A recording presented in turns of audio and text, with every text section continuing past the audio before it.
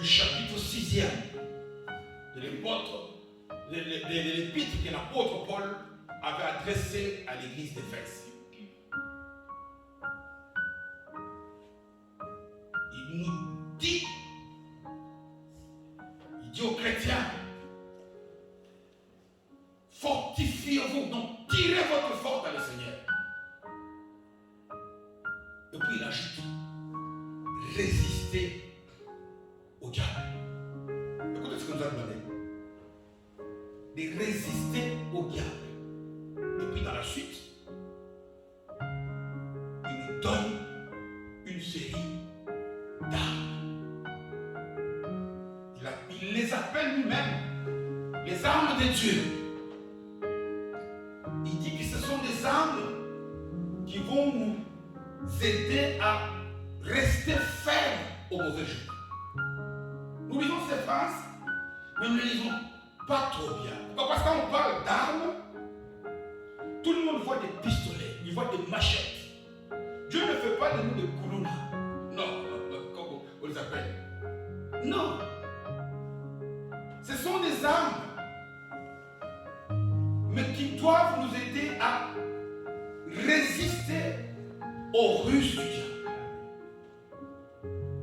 Et je dis qu'il avait adressé cette lettre à l'église d'Éphèse. Une église où, lorsque nous lisons le dernier livre de la Bible, Apocalypse, notamment au 2e chapitre, quand on parle de cette église, c'est comme si Dieu était au regret. Parce qu'il dit, mais où est ton premier amour? Il parle à l'église, il dit à cette église, tu fais des tas de choses. Il y a beaucoup d'églises qui louent comme on loue ici. Mais on pose tout simplement ce qu'on appelle des actes religieux. Amen. Il dit, je connais tes œuvres. Je donne la parole, je l'ai dit maintenant un peu, je l'ai dit simplement. Tu as résisté aux méchants. Mais tu ne fais plus les choses comme tu les faisais auparavant. Auparavant, ce n'est pas le fait de les faire vite, de les faire beaucoup. Il les faisait avec un cœur pour Dieu. Maintenant, tu commences à faire. Vous savez, beaucoup de gens, nous sommes à l'église d'Éphèse. On vient tous les dimanches à l'église, on prie.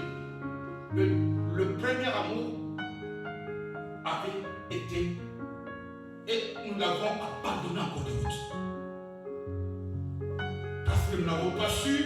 J'ai donné l'histoire pour dire pourquoi cette église avait connu cela. C'est parce qu'elle avait oublié que tant que nous vivons, Jésus nous dit, par le même apôtre Paul, dans l'épître aux Colossiens, chapitre 2e, verset 15e, il nous dit quoi?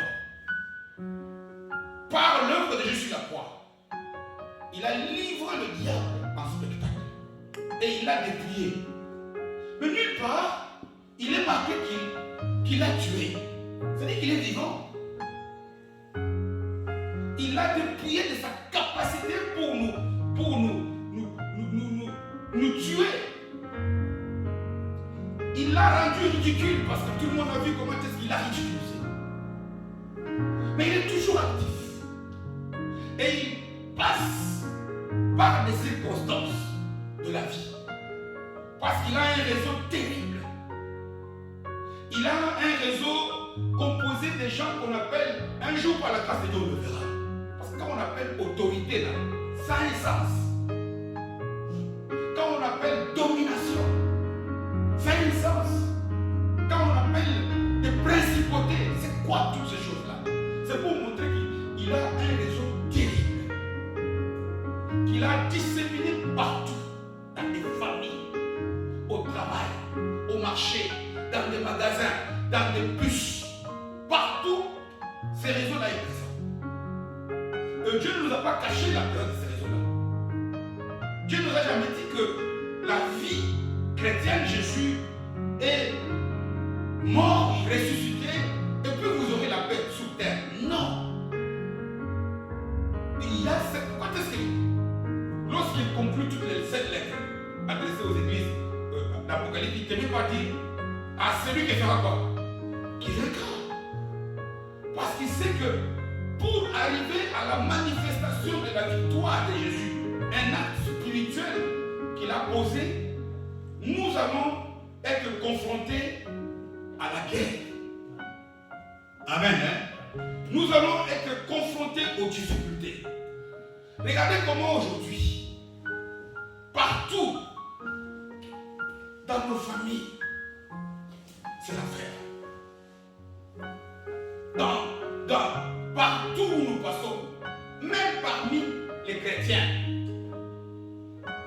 tu peux tout faire, tu vas voir qu'il y a toujours des situations de bataille. Mais voilà pourquoi Dieu nous a dit, il nous a révélé, le dimanche passé nous l'avons vu, quel type de guerre. Ce n'est pas celui que tu vois, la personne qui te dérange. Mais il y a un ennemi caché. Lorsque Dieu distrait, il vient mettre livré. Livré pour te pousser à fuir. Mais il y a celui qui est plus fort. Vous savez, parmi les noms de Dieu, il y a un nom qu'on appelle Yahweh Sabaoth. Hein? Vous savez ce que ça veut dire, Sabaoth? Éternel des armées. Il n'a pas une armée. Il a les armées. Pourquoi? Parce que tu ne vois pas que quand Jésus était dans les jardins, il dit si je dis un mot, il va y avoir une myriade d'anges. Parce qu'il y a des soldats d'élite au ciel qui n'ont jamais peur. Mais regardez, lorsque pour Daniel l'autre fois, quand on envoie l'ange, il vient, le prince et toutes les dominations, un seul ange est capable de mettre fin au combat. Amen. Mais il y a aussi parmi ces armées-là, parce que vous savez, chaque armée a des divisions. Il y a l'armée de terre, il y a l'armée de l'air, ça sont les êtres célestes.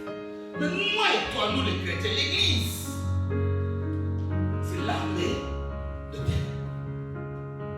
Dieu compte sur nous pour que nous puissions faire tout pour empêcher l'ennemi de nous mouiller par ses yeux. Parce qu'il a deux techniques. Il y a une technique qu'il utilise notamment pour faire souffrir les inconvertis. Paul le dit notamment dans 2 Corinthiens chapitre 4, verset 4. Ceux-là, il les aveugle pour que tu lui parles de Jésus et te prends pour le fou. Parce qu'on dit qu'ils ont une intelligence obscurcie. Tu sais, quelqu'un qui est païen, quand tu lui parles de Jésus, il te prend pour le fou. Il rêve ce monsieur. Parce que son intelligence est aveuglée. C'est genre, lui, il ne voit que ce qu'il fait. Il voit les honneurs. Il voit le mal. Et le diable, c'est lui qui est en train d'agir. Voilà même pourquoi lorsqu'on fait des intercessions, nous devons beaucoup prier aussi pour ces, même si on ne les connaît pas. Les gens dont l'intelligence a été obscurcie, pour que, ayant des yeux, ils ne puissent pas voir. Et ils puissent demeurer de Dieu. Mais aussi, il y a un autre combat. Ça, c'est le combat qu'il est en train de profiter par ses ruses pour essayer de pousser les enfants de Dieu à ne plus à dépendre de Jésus, pour les pousser notamment au doute, le pousser au découragement, le pousser à agir comme l'église d'Éphèse, commencer à répéter des choses, mais sans y croire. On prie, mais on sait, Dieu j'ai pris. Voilà pourquoi le champ spirituel, les exercices, des actes spirituels deviennent comme un fardeau. Mais Jésus a dit, venez à moi, vous tous qui êtes chargés et fatigués, et je ne vous donnerai pas du repos. Aujourd'hui, nous allons commencer à voir, il a cité des armes. 6. Bon, il a commencé par Yahweh, comme on dit la vérité. Il dit, nous devons avoir ça c'est la ceinture de vérité. Il dit que nous devons nous revêtir de la cuirasse de la justice, de toute façon, ni droiture. Il ajoute que nous devons avoir les chaussures du zèle que nous donne l'évangile de la paix. Et puis, le bouclier de la foi, le casque du salut, mais aussi, quoi d'autre encore, l'épée de la parole. Amen. Ce qui est bizarre, parce que ça pour aujourd'hui. Pourquoi est-ce que dans cette liste, vous savez, le Saint-Esprit ne fait pas des choses pour hasard. Pourquoi la vérité est placée en premier? J'ai toujours dit que quand Dieu nous parle, si même tu inverses la virgule, tu changes le sens du message que Dieu nous donne. Pourquoi on place le salut, le casque du salut, presque en dernier? Pourquoi est-ce qu'il a placé? Parce que nous n'allons pas voir les 6. Aujourd'hui même pas. On verra peut-être la vérité, on verra peut-être les nôtres. Que Dieu donne à tout le monde le temps d'aller aussi méditer. Pourquoi? Parce que dans ces choses-là, lorsque tu vois le rôle que joue par exemple une ceinture, tu comprendras quelles sont les vérités cachées, qu'est-ce qui va nous révéler. Et nous allons voir pourquoi est-ce que lorsque tu n'as pas les ceintures de la vérité, tu n'auras ni la foi, tu n'auras ni le salut, tu n'auras ni la parole, tu n'auras ni la justice. Parce que ces choses-là, ce ne sont pas des épées pour aller tuer les diables. Non. Je les répète, ce sont des attitudes. Quand on dit que quelqu'un a la vérité, la vérité, c'est une manière d'être, un mode de vie qui fait que quelqu'un qui vit dans la vérité, il ne va pas lui aller. Parce qu'il nous dit que résister, il le dit d'ailleurs aussi par la bouche de Pierre, quand il dit 1 Pierre 5, il dit que l'ennemi rôde, mais résistez au diable avec une foi ferme. Jacques aussi le répète.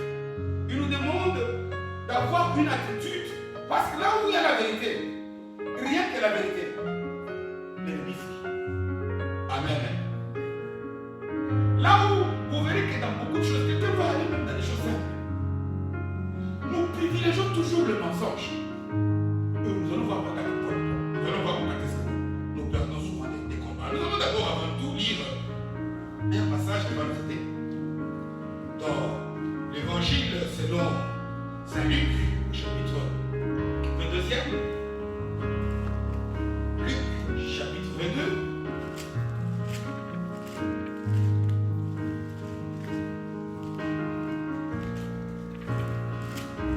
Luc 22. Ayez à vos reins la ceinture de la vérité. Et nous voulons donc aujourd'hui voir un peu l'importance des 7 ceintures. J'ai dit quoi? Luc 22. Et nous lisons à partir du verset 31. Évangile selon Luc. Et nous lisons à partir du 31 verset. Nous le sommes? J'ai la parole de Dieu le juste. Le Seigneur dit, ça c'est Jésus qui parle aux 12. Simon, Simon, Satan vous a réclamé. Ici il parle à vous, tous, le 12.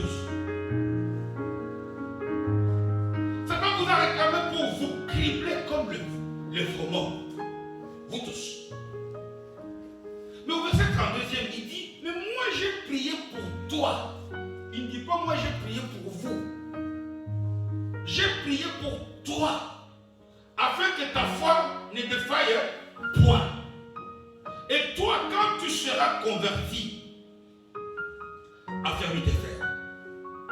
Écoutez la réponse de Pierre.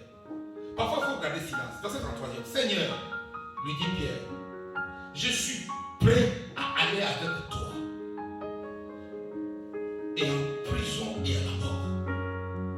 Verset 34e, Jésus dit, Pierre, je te l'ai dit, le coq ne chantera pas aujourd'hui que tu n'aies nié 3 fois de me connaître. J'ajoute, il leur dit encore, quand je vous ai envoyé sans bourse, sans sac et sans soulier, avez-vous manqué bloqué quelque chose. Il répondit de rien, parole du Seigneur. Amen. Nous voulons aujourd'hui, j'ai dit, comprendre un tout petit peu dans le détail comment utiliser ces armes que Dieu a mises à notre disposition. Dans des mots simples, ces armes, c'est pour nous aider à vivre une vie heureuse. Vous savez, quand Dieu dit, quand il enchaîne le verset du but de l'acte de Jésus, dans Romains 8, à partir du verset 28, mais il dit aussi que nous qui avons été choisis, il cite à la fin, il dit, il nous a glorifiés. Dieu veut que nous, vous savez, la gloire, en des termes simples, c'est vivre une vie qui manifeste la puissance de Dieu. C'est-à-dire des familles heureuses, des églises heureuses. Tu vas au travail, tu es heureux au travail. Tu vas dans des bus, tu es bien, tu vas partout. Nous ne vivons pas ces choses parce que nous avons compris qu'il y a, lorsque Dieu sème le blé, il y a l'ennemi qui vient planter l'ivraie à côté. Pour nous piéger que lorsque tu veux enlever l'ivraie, automatiquement, tu enlèves aussi le blé. Il y a un ennemi qui passe par des ruses. Et ici, nous allons comprendre que ce qui importe, il y a des attitudes. Quand on parle de la justice, quand on parle de la vérité, quand on parle de la foi, ce sont des comportements. Ce ne sont pas des choses pour aller, je l'ai dit le dimanche passé, ne perdons pas de temps à aller dire, moi je vais aller combattre le diable. Mais comment tu vas aller combattre? Tu le vois où? D'abord parce qu'on dit que ces gens-là, le royaume est dans les airs. Toi aussi alors tu vois alors la nuit alors. Quand tu vois que dans les assemblées, parfois on nous dit, comme Père Jésus dit que c'est le prophète qui dit oui à la solution. Non. Jésus a dit, j'ai livré. Jésus a combattu le diable. Maintenant, ce type-là, méchant il est encore actif. Et il profite des circonstances pour mettre du poison. Lorsque nous créons des familles, on commence à regretter. Ah, si je savais. Lorsque tu trouves du travail, tu ne sais pas jouir du travail. Ou bien tu vas voir des choses qui arrivent. Lorsque tu quittes, et regardez, il y a toutes ces armes-là qui nous a données. Et la toute première arme qui nous donne ici, c'est la vérité. Nous ne voulons pas ce texte. Comprendre pourquoi la vérité est utile. Pourquoi Jésus dit, je suis le chemin, je suis la vérité et je suis la vie. Amen. Celui qui n'est pas dans la vérité, il sera toujours victime. La proie des ruses du diable pour le pousser à avoir des attitudes qui vont le mettre soit en doute ou en incrédulité. Or, là où il y a l'incrédulité, la Bible nous montre que Dieu n'agit pas. Jésus ici dit quelque chose de terrible. Tout le monde voit que ce passage, nous sommes seulement quelques temps avant de passer à l'acte final de sa mission. Déjà, lorsque nous voyons quelque temps après Gethsemane, et puis après l'arrestation, c'est la croix qui s'ensuit. Et Jésus, après avoir soupé, il a fait la Sainte Seine, il parle, prier, chanter. Et puis il dit aux douze, tout autour de lui, Satan vous a réclamé pour vous cribler. C'est-à-dire que Satan veut vous faire du mal. Ici, il y a déjà une première remarque qui nous montre ce que Paul dit aux Éphésiens. Parce que ces gens sont assis avec Jésus. Ils ont fait la Sainte Seine avec Jésus. Ils ont prié, ils dansent. Les pierres ici, ils ont prêché. Mais il y a que Jésus qui voit ce que terme, attention. Nous l'avons dit. Il y a nos yeux ici, comme on a ici, voient. Mais nos yeux ne voient pas tout. Je parle de nos yeux physiques ici. Parce que nous avons tendance à penser que tout ce qui existe, c'est tout ce qu'on voit. Et tout ce qui est, c'est tout ce qu'on sait. Faux et archi-faux. Il y a beaucoup de choses. Souvenez-vous de l'histoire qui m'a moi souvent marqué. Lorsque Élisée le prophète est à Égypte. Et son serviteur Géasi, qui sort, qui voit des chars. Élisée sort, lui il dit, il y a beaucoup de chars. En d'autres termes, nous devons savoir que il y a des choses que nous voyons, il y a des choses que nous connaissons, mais il y a beaucoup de choses que nous ne connaissons pas et beaucoup de choses qu'on ne voit pas.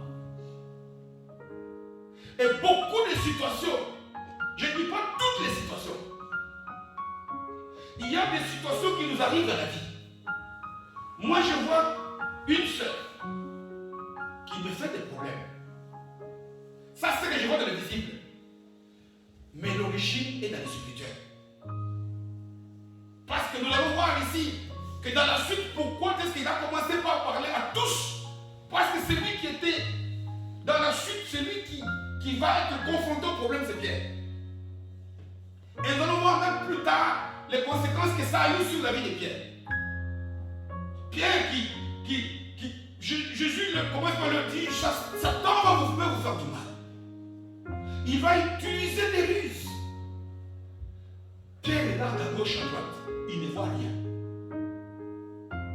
Et c'est ça qui a failli couler la vie de Pierre. À tel point même que lorsqu'il s'est souvenu de cette parole, quand Jésus est mort, avant qu'il ne puisse se rendre compte de la résurrection de Jésus, Pierre est rentré où? À la pêche. Pourquoi? Parce que ça, j'ai échoué la classe. À tel point que nous avons déjà partagé sur ce passage où, lorsque Jésus demande, dit à l'ange, dis-leur d'aller m'attendre en Galilée, il met même Pierre, il dit, dis à mes disciples, et il met Pierre en relief. Parce que pour Pierre, il avait échoué.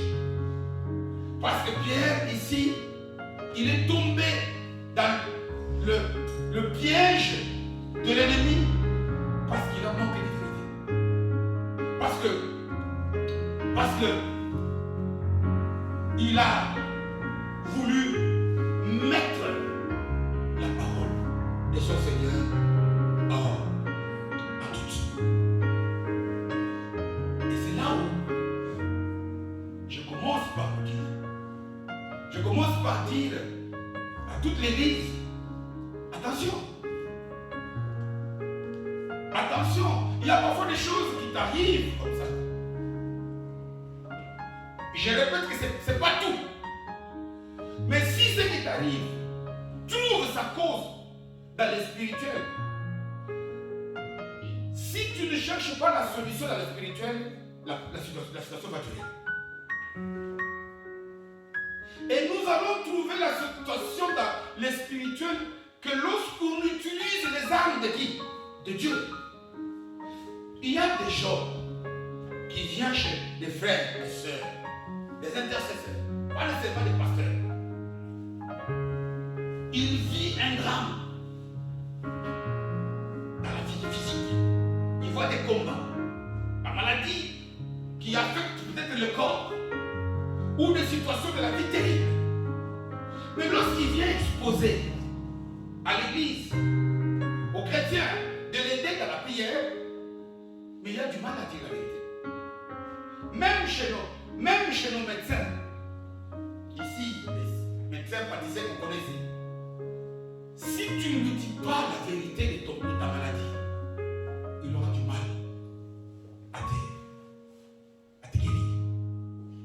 Il aura du mal à déceler le mal que tu as et te prescrire un traitement efficace pour que ta maladie puisse partir. Et c'est le cas ici. Pierre vit bien. Pierre est un des disciples comme tout le monde connaît que souvent j'intervertis son nom avec celui de l'apôtre Paul, qui a été parmi les intimes des intimes de Jésus. Sache que lorsque tu es parmi les intimes des intimes de la parole, tu seras aussi la proie de beaucoup de pièges de la part de l'ennemi. Il fera aussi tout. Il ne peut pas te tuer. Il ne peut rien, mais il va profiter des situations pour te pousser à ce que tu puisses agir d'une manière telle que ta foi tombe et tu ne vois pas la gloire de Dieu. Jésus, non seulement il met en relief Pierre, mais Jésus qui est là, qui voit que l'ennemi veut faire du mal à Pierre, enfin à eux tous. Mais il ne dit pas, moi j'ai chassé le diable. Non. Il dit, moi j'ai prié pour que ta foi ne défaille pas. Pourquoi il dit ça? Pourquoi Jésus ici ne nous dit pas que moi j'ai prié, et non, moi j'ai chassé le diable. Je lui dis ne va pas.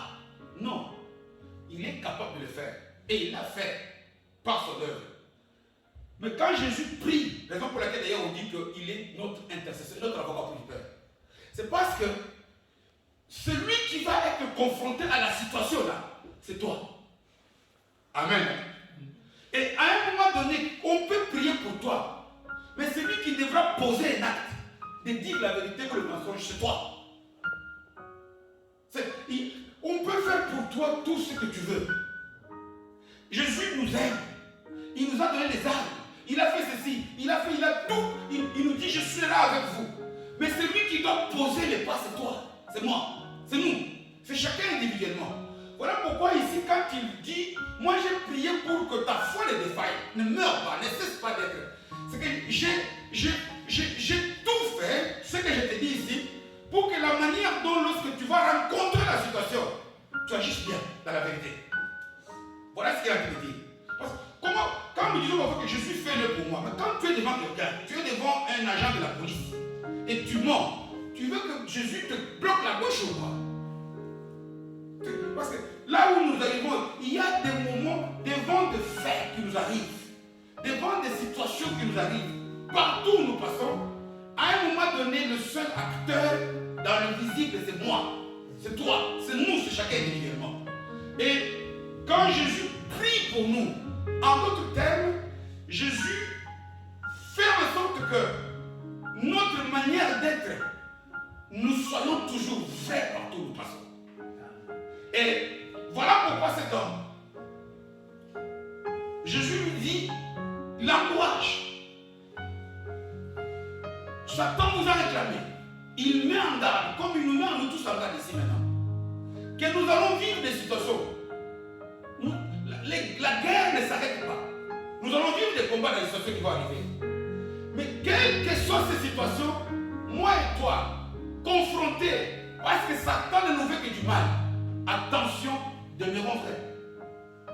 Quelles que soient les situations. Regardez un peu combien de chrétiens, lorsque nous sommes devant des challenges, combien demeurent vrais, combien restent à la vérité. Et vous verrez que le même Pierre, quelques instants plus tard, on dit on arrête Jésus. On l'amène lorsqu'il est dans la cour où il devait juger. C'est là où, au lieu de rester vrai, lui qui vient de dire ici, moi je suis prêt à aller avec toi jusqu'à la mort. Il a dit, nous l'avons lu, non? Seigneur, verset 33e. Seigneur, lui dit Pierre, je suis prêt à aller avec toi, et en prison et à la mort. Mais lorsque maintenant il était devant la situation, à un moment donné, il y a même une dame qui vient qui dit, mais toi, ta manière d'agir, tu étais avec Jésus. On dit que Pierre a fait même des imprécations. C'est-à-dire qu'il dit, comme on dit, je ne sais pas comment on dit, voilà. Et moi, connaître cet homme-là, comme si ça allait les sauver. Il est tombé dans le piège. À tel point que, heureusement que Jésus est amour. Il a tellement tellement vu, je suis tombé tellement que maintenant, Dieu ne peut pas me pardonner. Ce que je dis, c'est quoi? Avec Jésus, quand tu tombes, si tu prends le temps de te repentir, et si ta repentance est totale, il te reprend toujours. Pierre était découragé. Pierre, parce qu'il a vu que j'ai menti. Pour lui, c'était fini. Voilà pourquoi, comme je l'ai annoncé, aujourd'hui, je voudrais nous parler un tout petit peu sur la première arme dans la liste. Paul dit aux Éphésiens, pour résister, répétez-vous. C'est-à-dire que, comme je l'ai dit, ayez sur vous en tout temps un revêtement. Mon revêtement, c'est comme moi ici, c'est vous qui me voyez plus. Je ne me regarde pas. Un revêtement, c'est l'aspect extérieur qu'on a que les autres peuvent voir. Ce n'est pas des armes pour aller chercher, prendre des guerres pour aller. Non, non, non, non. C'est comme si Jésus nous dit par la bouche de l'apôtre Paul, dit, quand il pleut, prenez le parapluie. Dès que tu as le parapluie, il peut prévoir, mais la pluie ne tombe pas sur toi. C'est ça l'important de ces armes. Ce n'est pas pour aller à l'offensive. Ce n'est pas pour quand il dit, prenez la parole. C'est parce que je nous dis que nous devons chercher à voir ces choses-là. Nous devons chercher que nos vies correspondent à ce genre de comportement. Lorsque nous sommes devant des situations où le diable lance des flèches, nous devons manifester une vie de foi, c'est-à-dire la confiance totale en Dieu et à sa parole. Le problème est là. C'est le diable. Moi, je sais que mon rédempteur est vivant, il s'élève en dernier et je le manifeste par ma vie. Voilà ce qu'on appelle prendre le bouclier de la foi. Ce n'est pas tout simplement prendre la foi pour aller comme un revolver. Oui, c'est un revolver spirituel, si vous voulez. Mais c'est une attitude. Lorsque je l'ai, le diable fuit. Il se tient le nez. Et parmi toutes ces armes, la première de la liste, on cite la ceinture. Il dit, ayez à vos reins la ceinture de la vérité. Très souvent, on insiste sur que la ceinture. Non. On a cité aussi reins. On cite les reins. Regardez que dans la Bible, lorsqu'on parle souvent, notamment dans le livre d'Ésaïe, comme on dit que Dieu nous connaît, il sait tout ce qu'on a. On dit qu'ils sont quoi? Le rein et le cœur. Donc les reins dans la Bible ont une signification spirituelle. Il dit, ayez à vos reins la ceinture de la vérité. Il y a un oiseau. On l'appelle l'aigle. C'est un oiseau qui vole très haut. Il va très haut. Maintenant, cet oiseau-là peut, c'est aussi, on les appelle en français prédateurs. Ça veut dire, vous voulez, comme prédateurs, c'est des animaux, des bêtes sauvages qui doivent tuer d'autres bêtes sauvages pour se nourrir. Comme les lions, je l'ai dit comme ça simplement. Hein? Ça, c'est des prédateurs. Hein? Les lions, les léopards, l'aigle aussi. Un oiseau qui est un prédateur. Il vole très haut. Et lorsque l'aigle voit une proie, un animal, il a une vision terrible. Et puis, quand il vient pour prendre sa proie, il vient à une vitesse de plus de 300 à l'heure. Il vient vite. Tu sais, quand tu viens vite, quand tu es rapide, tu peux sauter haut. C'est vrai, c'est vrai. Et puis quand tu regardes mon cou ici, c'est des choses un peu de physique, mais quand je vais tout doucement comme ça ne fait pas mal. Mais pour que ça puisse faire mal, quand on donne un coup qui fait mal, on doit donner de la vitesse, n'est-ce pas? Pourquoi? Parce que voilà pourquoi même d'ailleurs les gens qui font des armes, même des bombes ici, on dit qu'on appelle une bombe atomique. C'est-à-dire que c'est fait avec des atomes. Les atomes, c'est des choses qu'on ne peut pas voir. Un atome, c'est 1 millième de millimètres. Donc quand on prend un millimètre, là on divise en 1000, on trouve la grandeur. Mais regarde, quand ça fait une bombe, ça tue. Pourquoi? Parce qu'on accélère, parce qu'on donne beaucoup de vitesse. Quand tu donnes beaucoup de vitesse à quelque chose qui n'a pas beaucoup de masse, ça prend beaucoup d'énergie. C'est la même chose aussi. Quand l'aigle vient, quand il veut prendre par exemple une bête sauvage, un buffle ou quoi, il vient vite, beaucoup de vitesse. Il prend sa proie, il ne tue pas d'abord, il vole avec. Amen. Pourquoi il vole? C'est pour aller avec sur son terrain. Lorsque nous lisons l'évangile, la seule chose qui nous a été révélée dans la Bible ici, comme étant l'invention du diable, c'est quoi? Le mensonge. Jean nous dit ça, Jean 8. Et quand il commence à dire, quand il parle avec les Juifs, où il dit, vous connaîtrez la vérité va faire quoi? Vous délivrer. Quand il continue au verset 44, il dit, le diable est le père du mensonge. Vous avez du mal à parler parce que vous avez comme le diable. Parce que quand le diable parle de mensonge, ça vient du fin fond de lui. Amen. En d'autres termes, un enfant de Dieu est quelqu'un qui veut combattre quelqu'un sur son terrain, il va perdre. Nous devons devenir comme l'aigle, comme l'aigle. C'est-à-dire que pour vaincre la ruse du diable, tu dois quitter sur le terrain du diable. Le diable, ici, je dis surtout à nous qui venons encore de jeunes chrétiens, bannissons le mensonge de nos vies. Sinon, nous serons toujours la proie. Comment voulez-vous? Je vous ai dit ici pourquoi on a placé la ceinture, la vérité en premier. Mais c'est tout simplement pourquoi? Parce que comment même peux-tu arriver au salut si tu dis le mensonge? Parce que tu es un fils du diable, comme Jésus le dit. Quelqu'un qui marche dans le mensonge, il est en train d'opérer dans un champ où le diable est le meilleur. On l'appelle le père du mensonge. Il n'a jamais été vrai. Et je vous dis ici que quand on parle du mensonge, c'est parce que je vous ai dit que lorsque Paul reçoit la révélation de la lettre aux Éphésiens, il était en prison à Rome, gardé par les soldats romains. Et qu'il essaye un peu de comparer la tenue que portaient les soldats romains.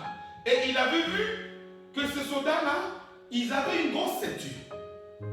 Une ceinture portée ici, à la hanche, qui servait non seulement pour tenir le pantalon, mais tout ce qu'ils avaient, leur cuirasse, leur passe, tout reposait, tenait à la ceinture. C'est-à-dire que sans ceinture, toute la tenue de ce soldat tombait. Et puis, la ceinture aussi, parce que vous voyez les ceintures que portent quand vous voyez les éboueurs, les gens qui transportent du poids, ils ont souvent des grosses ceintures. Ici, à la hanche, pourquoi ils disent que c'est pour protéger quoi? Les dos. Donc, il y a des vérités cachées à ça. C'est l'absence de la ceinture qui mettait à nu un soldat romain. Et il dit, nous devons avoir cette ceinture attachée au rein. Parce que dans la Bible, le rein, ce n'est pas le temps de développer tout ici. Le rein est le symbole de ce qui est plus profond. Le rein est le symbole de ce qu'on appelle la conscience. D'ailleurs, dans d'autres traductions, il dit le Dieu qui sonde la conscience et le cœur. La vérité, le cœur, c'est traduire dans notre personnalité la vérité, être vrai. Mais cette vérité-là doit nous pénétrer jusqu'à la conscience. J'ai toujours dit que ce qui va dans ta conscience, tu le répètes sans réfléchir. La plupart des choses ici, nous prions parce qu'on sait qu'un chrétien va prier. Ce n'est pas dans la conscience. Lorsque tu mets quelque chose dans la conscience, tu le fais maintenant comme par réflexe. Comme j'ai dit par exemple, nous qui conduisons les voitures. À un moment donné, au début, tu conduis dans le cœur. Tu dois réfléchir, là tu dois clignoter. là tu dois aller à gauche, là j'ai la priorité. Mais plus tu accumules l'expérience, lorsque la conduite te pénètre jusqu'au rein, comme on dit, va dans ta conscience, tu vas commencer à t'arrêter au feu. Par réflexe, ça devient ton mode de vie. Un chrétien doit avoir la vérité dans sa conscience, dans son moi profond. Un chrétien doit avoir des réflexes de vérité. Et les gens te connaissent mieux pour les qui tu dis que la vérité, ça fait un peu un chrétien. Mais un chrétien qui ne réfléchit pas, attention, moi je dois dire la vérité. Il a encore la chrétienté, mais dans le cœur. Nous devons avoir les ceintures de la vérité, non seulement dans notre cœur, dans notre personnalité, dans notre caractère. Savoir que mentir n'est pas bon. Mais nous devons chercher à conduire nos vies de telle manière que la vérité nous pénètre et notre vie devienne réflexe. Quand est-ce que la vérité devient profonde? La vérité va jusqu'au rein. La vérité est totale. La vérité est entière. Lorsque elle n'est pas utilisée, quand on nous dit par exemple ici, pardonne, la plupart d'entre nous ici, c'est que la parole de Dieu veut le pardon. Mais très souvent, on ajoute le mais. Je veux prier, mais je n'ai pas le temps. C'est-à-dire que il n'y a pas, on a des vérités de patient. Je veux aller, je veux pardonner, mais le mal que je fais. Là, tu es dans la vérité qui n'est pas totale. Nous devons apprendre à enlever le mais. Parce que Jésus dit que ton oui soit oui, que ton non soit non, n'est-ce pas? Il dit que tout ce qu'on ajoute vient du diable. Lorsque tu dis oui, qu'est-ce qu'on ajoute? C'est le mais. J'ai envie d'aller, mais savons-nous que le mais vient du diable? Souvenons-nous de la chute d'Adam et Ève. Dieu a-t-il dit ce que Dieu vous a dit n'est pas vrai, mais le jour où vous l'avez vous a mangé, il a fait le mais. Nous devons ici apprendre, et je l'ajoute, à nous exercer. Nous sommes en train de tendre. Dans quelques jours, nous entrons dans les 3 derniers mois de 2020. C'est encore possible. C'est encore possible. Ce n'est pas parce que nous n'avons pas vu jusqu'à présent. On peut voir encore les choses terribles. Quelles que soient les situations, les quelques mois et temps nous vivons, quel que soit ce que nous vivons, Pierre a failli être coulé. Parce qu'il a cessé d'être vrai. Il a cessé de porter la vérité en tout temps, en toutes circonstances, alors qu'il l'avait confirmé, alors qu'il avait été prévenu. Regardez comment aujourd'hui l'Église, même dans nos prédications, on lui introduit parfois des mensonges. Pourquoi? Parce que peut-être on veut pousser quelqu'un à agir dans un sens ou dans un autre. Nous devons porter en tout temps la ceinture de la vérité. Ça c'est toi, ça c'est moi. On ne peut pas commencer à tout le temps, mes frères et sœurs, priez pour moi pour que je cesse de mentir. Mais c'est toi qui dois, nous on va prier pour toi. Mais celui qui va s'interdire de mentir, c'est toi. Comme ici Jésus dit à Pierre, j'ai prié pour toi. Mais c'est à toi, lorsque tu vas être confronté aux difficultés, de manifester un comportement d'effort. Pourquoi? Parce que ce que l'ennemi vient voler, c'est surtout la foi. La foi, c'est-à-dire que cette dépendance, il veut couper la communion. Voilà pourquoi, avec sa conscience qu'il n'était plus tranquille, il a commencé à se dire, ah, ça, Jésus ne peut plus m'aimer. Ce qui était aussi un mensonge. Heureusement qu'il n'est pas devenu dans ce mensonge-là, parce que Jésus est venu pour me récupérer. Ici, j'aimerais dire ceci aux chrétiens, même jeunes, même vieux, la vérité, ce n'est pas un nom. Vivre vrai, c'est-à-dire que lorsqu'on te voit, qu'on sache la sœur, le frère est vrai. Et que nous puissions la voir à nos reins 24 sur 24. C'est-à-dire que la vie vraie, la vie véritable, n'est pas que tu n'es pas content. Mais lorsque tu vois des gens qui sourient, c'est un mensonge. Hein? L'hypocrisie est un gros mensonge. Moi, je préfère encore qu'un frère, qui lorsqu'il est triste, on le voit. Comme ça, Dieu peut susciter des anges à côté pour dire, mon frère, mon bien-aimé, qu'est-ce qu'il y a? Avec amour. Peut-être que tu peux. La personne là, c'est l'ange que Dieu a envoyé auprès de toi. Pour que maintenant, lorsque tu t'es ouvert, eh bien, il prie pour toi et que Dieu te donne la solution. Nous devons travailler pour être vrais. Sans la vérité, l'échec est certain. Des gens que, j'insiste ici, la toute première chose, la toute première vérité que l'Église doit travailler, qui avait même manqué à cette Église d'Éphèse, qui fait qu'elle avait manqué son zèle du départ, c'est parce qu'à un moment donné, ils étaient tombés dans le mensonge, dans la séduction. Artémis, qui était chez eux, qui a fait que certains qui commençaient à devenir, il y a parfois des choses ici, un chrétien. Vous savez quand quelqu'un ment, surtout pour les jeunes, quand ils viennent devant des parents comme ça, parfois on voit, on laisse, mais parce qu'il voit qu'on n'a rien dit, il croit, tu vas manger. Non! Une personne qui a menti, j'ai vu la vérité. Vous voyez, nous n'avons pas ici. Il y a ce qu'on appelle un regard d'innocence. Il y a un masque que vous portez, que lorsque vous êtes devant de parler que vous mentez, ce masque-là se voit. Mais parfois, nous, en tant que parents, on ne le dit pas. Donc, on va contourner.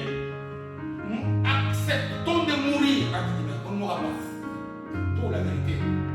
Et de tenter d'être sauvé par le mensonge. Le père du mensonge, c'est le diable.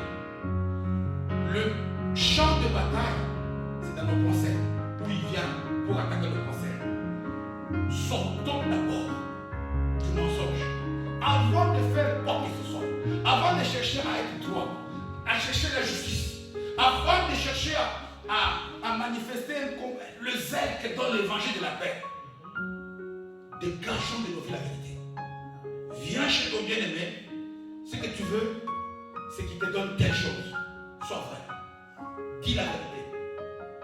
Ne sois pas. Regarde, vous voyez ce qui vient dans le tête là. Mais si tu lui montres que tu es malade, ça vient du diable.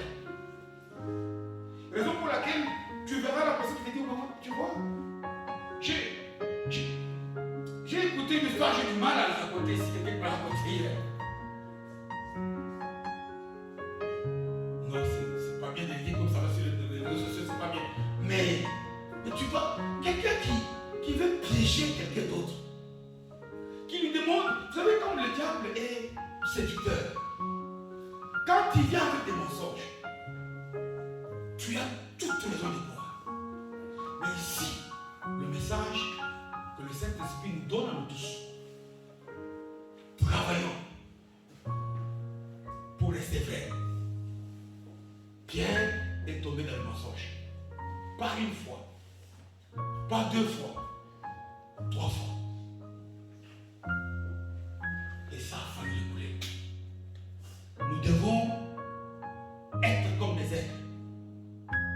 Chercher à aller déplacer notre ennemi sur le terrain où il est le plus faible. Voilà pourquoi Jacques 4, il dit résistez au diable. Et il fera quoi? Il fuira avec vous. Quand il voit que tu l'amènes vers la vérité, il va te lâcher. Il va fuir. Mais si toi tu veux rester toi aussi dans le mensonge, tu deviens intime. Que Dieu nous aide. Que Dieu aide chacun d'entre nous. À ce qu'à partir d'aujourd'hui, la vérité soit dans nos vies, dans nos familles, au travail, partout où nous passons, même dans les choses simples. Moi que vous voyez ici, je ne dirai jamais au travail. Donc on me connaît mon travail. Que je mens que je suis malade au départ du travail. Jamais.